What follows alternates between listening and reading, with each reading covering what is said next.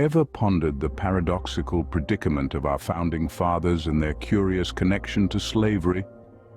Imagine for a moment the heroes of yesteryear, basking in the glory of their newly minted nation. All the while, hundreds of souls toiled under their ownership. Ah, the sweet scent of irony. Take George Washington, for instance, a man of many talents and, as it turns out, hundreds of slaves. Yes, you heard that right. Our first president, the one with the wooden teeth, had a penchant for owning human beings. Talk about a hobby that hasn't aged well. Then we have our dear friend, Thomas Jefferson, a man of eloquence, a beacon of enlightenment, an owner of 600 lives.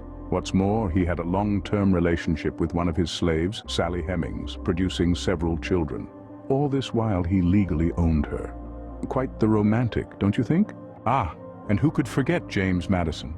A man who preached liberty and justice for all, well, for all except the 100 or so people he enslaved. Our list of paradoxical patriarchs includes James Monroe as well, with an enigmatic number of slaves under his ownership.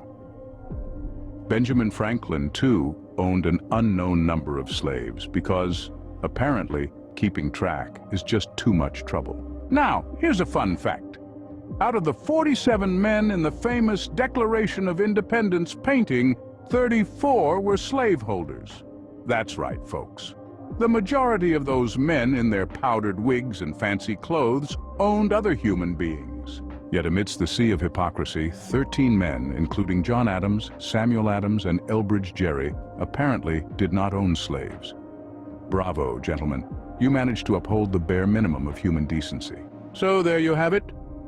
Our founding fathers, the very men who fought for liberty and justice, were quite fond of owning other people. A paradox as perplexing as it's entertaining. In conclusion, let's tip our hats to the founding fathers, masters of hypocrisy, champions of liberty for some, and owners of many. Because nothing screams freedom like owning a few hundred people. Here's to irony, folks. It's as American as apple pie.